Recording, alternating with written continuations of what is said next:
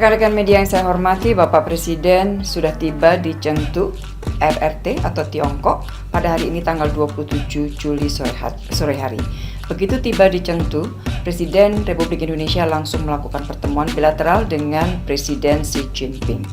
Kunjungan Presiden Jokowi ke Chengdu pada tanggal 27 dan 28 Juli adalah dalam rangka memenuhi undangan Presiden Xi Jinping, dan kunjungan ini bertepatan dengan 10 tahun Kemitraan Strategis Komprehensif Indonesia RRT. Rekan-rekan, pertemuan bilateral utamanya membahas penguatan kerjasama ekonomi yang saling menguntungkan, selalu mempertimbangkan pemakaian tenaga lokal dan friendly terhadap lingkungan. Di bidang perdagangan, upaya meningkatkan akses ekspor Indonesia ke RRT terus dilakukan. RRT adalah mitra dagang terbesar Indonesia dengan nilai perdagangan tahun lalu mencapai lebih dari 133 miliar US dollar. Beberapa tahun terakhir, neraca perdagangan Indonesia RRT semakin seimbang.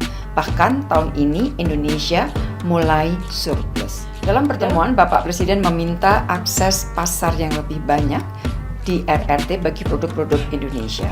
Presiden menyambut baik penandatanganan protokol impor dalam hal ini adalah impor RRT dari Indonesia untuk tepung porang dan bubuk tabasyir. Mendorong pembaruan protokol dan peningkatan kuota impor sarang burung walet, serta penyelesaian protokol impor produk hasil laut Indonesia. Di bidang kesehatan telah ditandatangani Plan of Action untuk implementasi MOU kerjasama kesehatan. Hal ini merupakan tindak lanjut MOU yang sudah ditandatangani pada tahun lalu.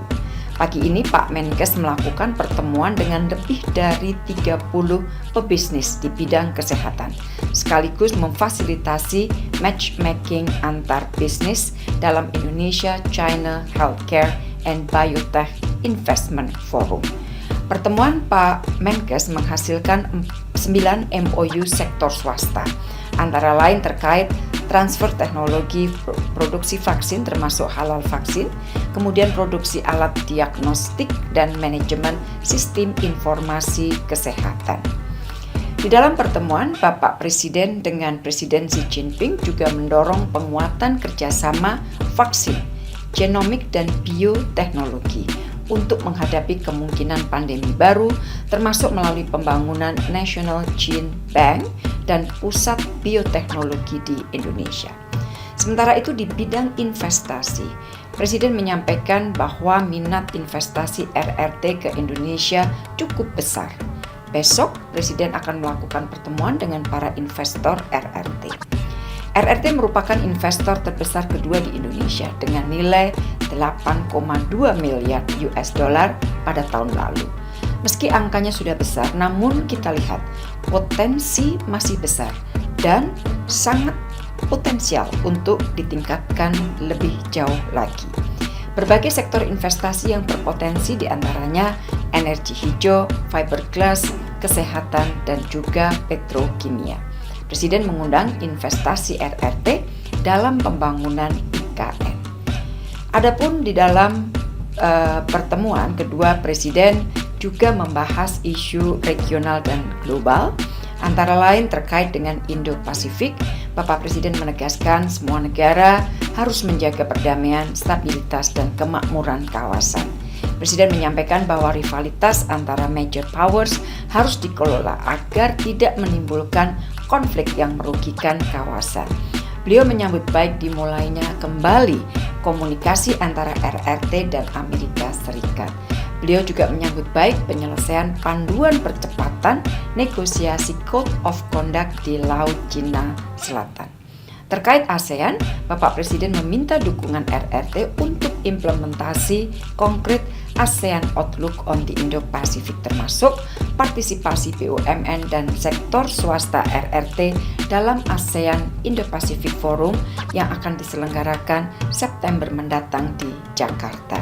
Selain itu, Bapak Presiden juga menyampaikan agar RRT dapat memberikan dukungan untuk kesuksesan pelaksanaan East Asia Summit yang akan dilakukan pada bulan September.